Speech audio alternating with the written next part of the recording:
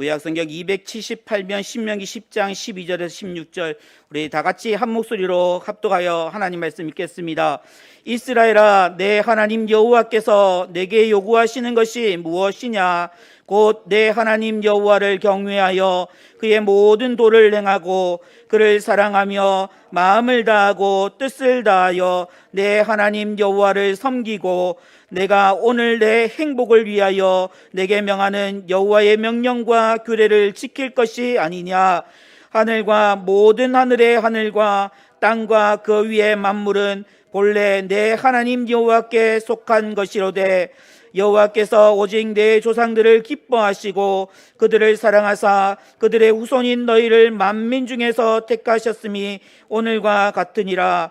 그러므로 너희는 마음에 할례를 행하고 다시는 목을 곧게 하지 말라.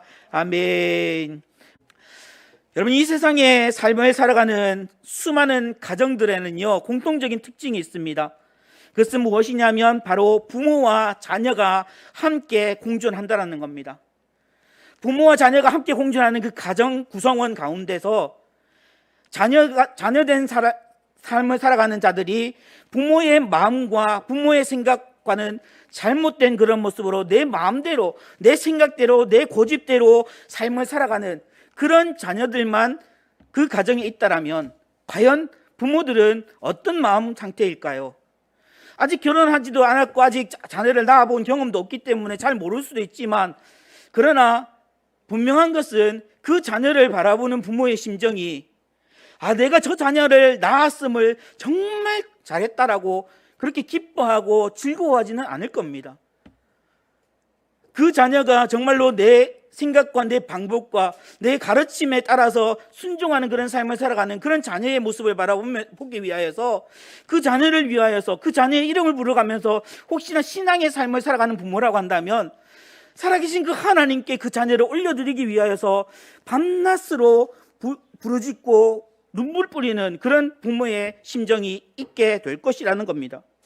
사랑하는 여러분, 오늘 이스라엘 백성들, 하나님께서 그 이스라엘 백성들에게 무엇이라고 말씀하고 계실까요? 하나님의 자녀, 하나님의 백성된 그 이스라엘 백성들이 어떠한 민족적인 그런 모습으로 삶을 살아가는 것이 하나님께서 원하시는 삶일까? 우리도 오늘 말씀을 통해서 생각해 보면 함께 은혜를 나누기를 원합니다. 이스라엘 백성은 이제 젖과 꿀이 흐르는 약속의 땅 가나안에 입성해서 안정된 삶, 하나님께서 축복을 허락하여 주시는 그 삶을 누리기만 하면 되었던 그런 모습 가운데 있었습니다.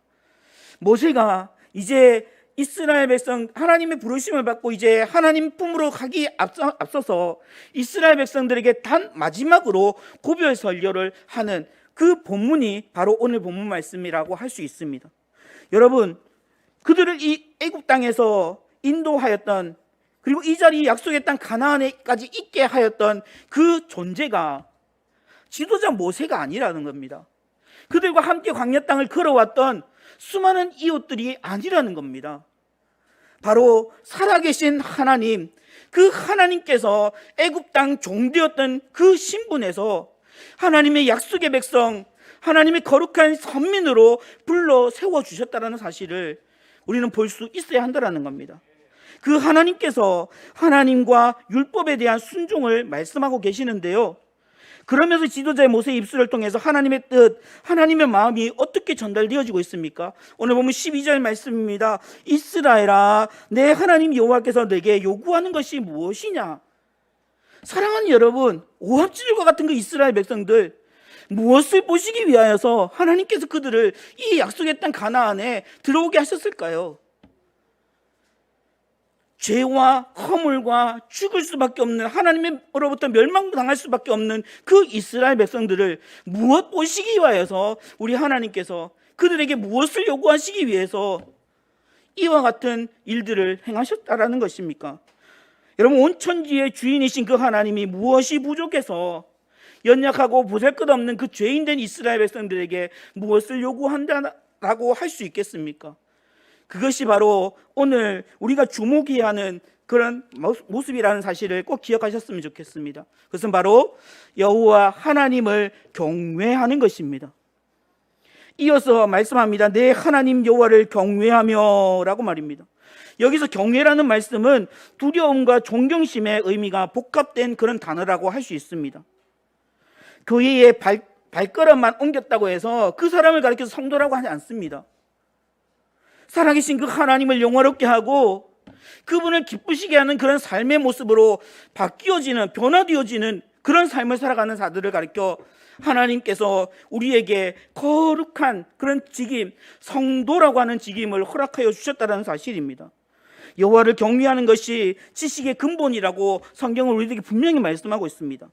세상의 삶을 살아가는 대부분의 사람이 실패하는 그런 경험을 겪게 되는 것은 무엇 때문인지 아십니까?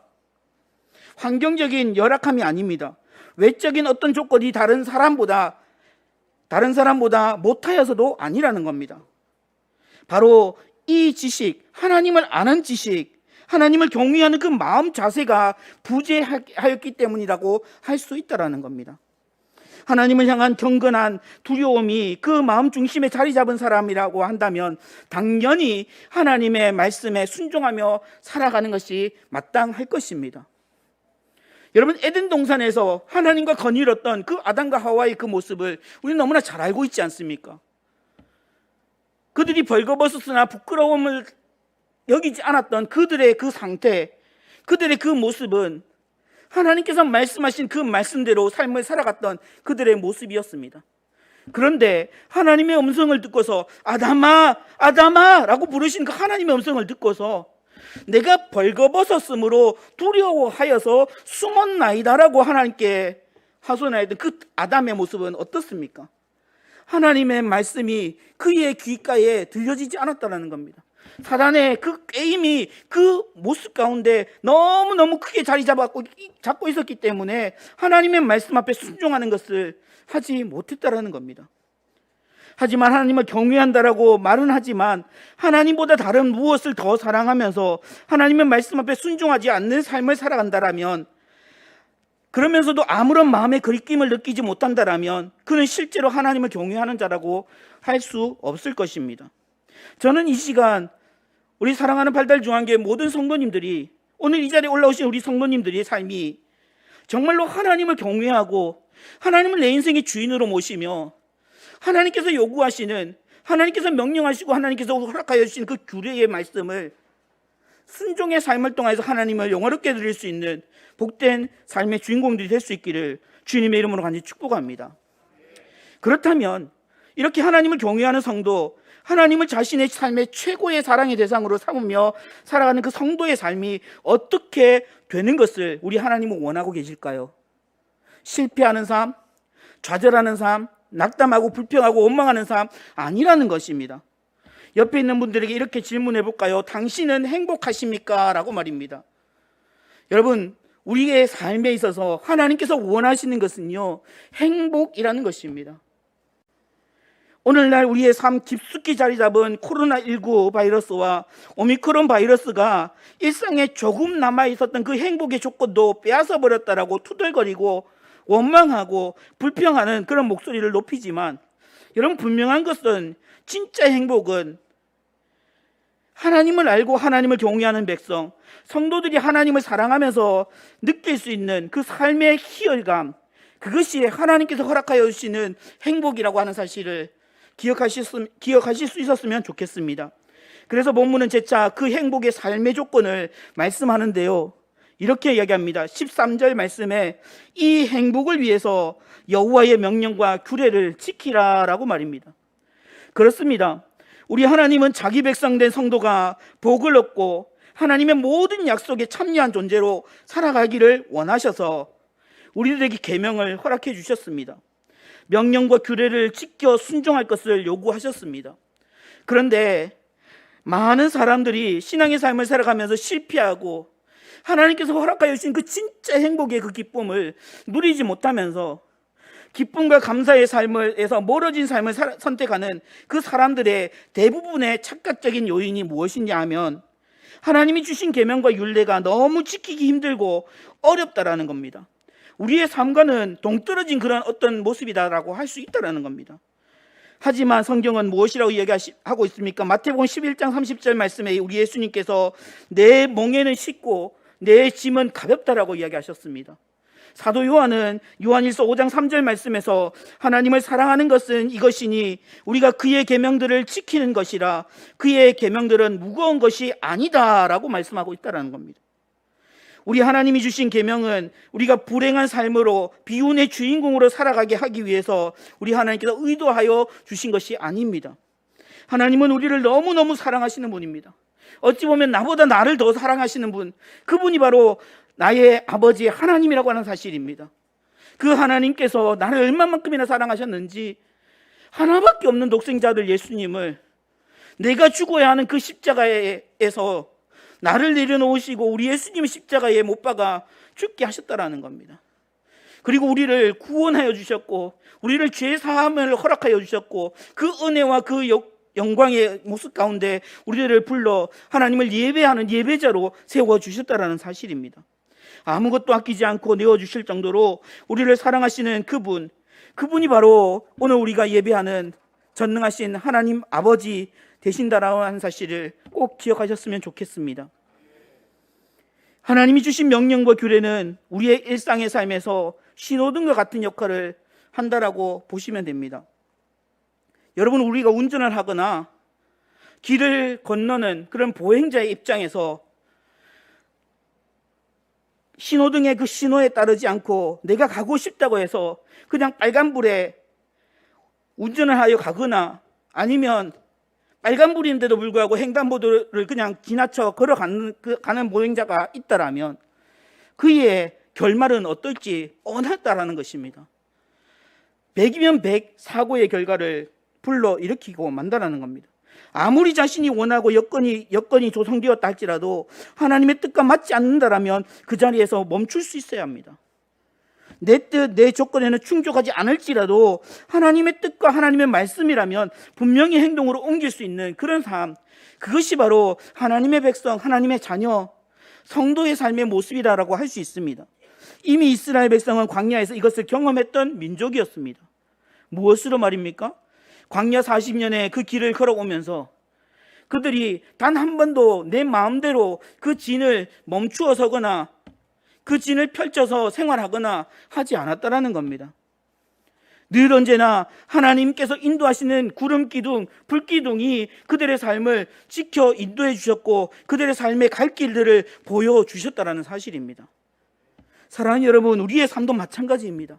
하나님의 말씀의 그 길을 우리들이 벗어나서는 절대로 되지 않는다라는 사실을 꼭 기억하셨으면 좋겠습니다. 따라서 하나님의 계명은 결코 우리를 억압하거나 우리를 짓누르거나 우리들의 행복한 그 삶에서 멀어지게 하는 그런 모습이 결코 아니라는 사실입니다. 하나님의 그 말씀은 우리의 삶을 행복한 삶으로 살아갈 수 있도록 인도하는 신호등이라는 사실을 반드시 기억하셔서 늘 언제나 하나님의 명령과 규례를 지켜 행할 수 있는 복된 성도님들이 될 수 있기를 주님의 이름으로 간절히 축복합니다. 또한 우리의 행복의 조건이 아니라고 할지라도 이 명령과 규례는요, 그 명령과 규례의 주체되시는 그 하나님이 경외하며 살아가야 하는 우리의 삶의 이유는 더욱더 분명해질 수밖에 없습니다. 그것은 바로 본문 14절과 15절에서 말씀하고 있습니다. 하늘과 모든 하늘의 하늘과 땅과 그 위의 만물은 본래 내 하나님 여호와께 속한 것이로되 여호와께서 오직 내 조상들을 기뻐하시고 그들을 사랑하사 그들의 후손인 너희를 만민 중에서 택하셨음이 오늘과 같으니라 라고 말씀합니다. 무슨 말입니까? 세상의 모든 것이 하나님의 소유라는 것입니다.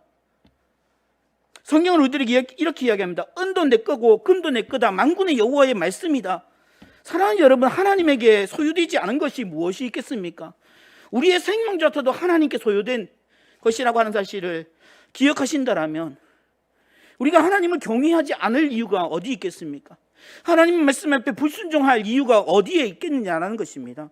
하나님 말씀에 순종함으로 인하여서 하나님께서 행복을 약속해 주셨지만 혹여나 이 행복이 내 삶과는 거리가 먼 모습이라 할지라도 우리는 살아계신 그 하나님을 영화롭게 하드리는, 하나님을 예배하는 예배자로 세워지는 그런 축복의 주인공이 될 수 있어야 할 것입니다.